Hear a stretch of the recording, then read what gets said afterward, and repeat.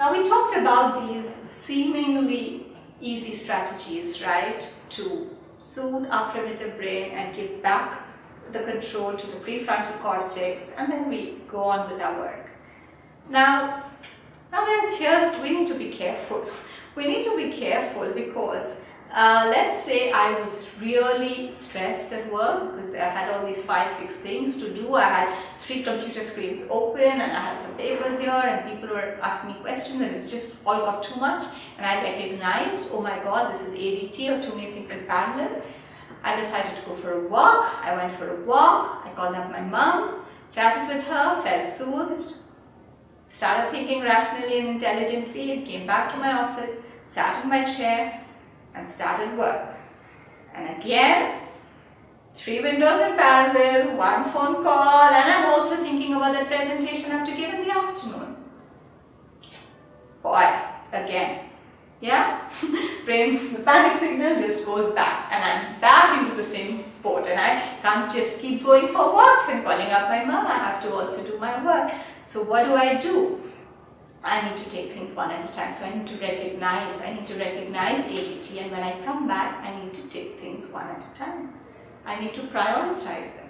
Now when I come back, which order will I do my tasks in?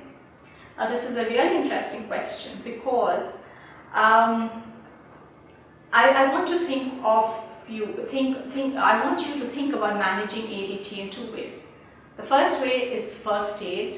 Yeah, so when you're under panic, when you're under the attack and you just come back and you're not really sure how fresh and rejuvenated you're feeling and you still feel like you need some hand holding, then you're going to prioritize your work in a way that you take the easiest task first and you finish, and then the next, and then the next.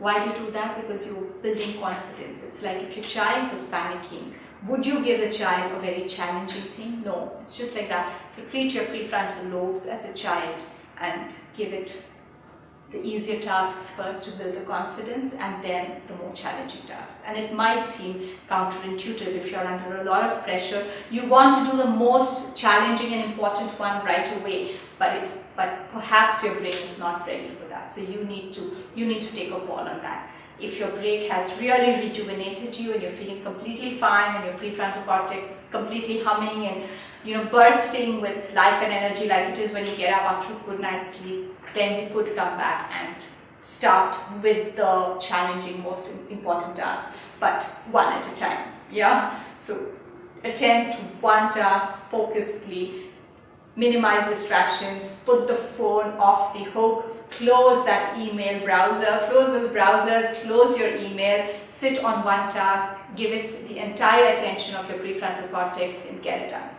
That's the way, yeah. So we want to think of first, when you prioritize for first aid, you start with the easiest one first, but if you are feeling fully recovered, you could prioritize the conventional way where when you're feeling good, you take the most important one first and get stuff done, get them out of the way. So that's an important distinction to remember.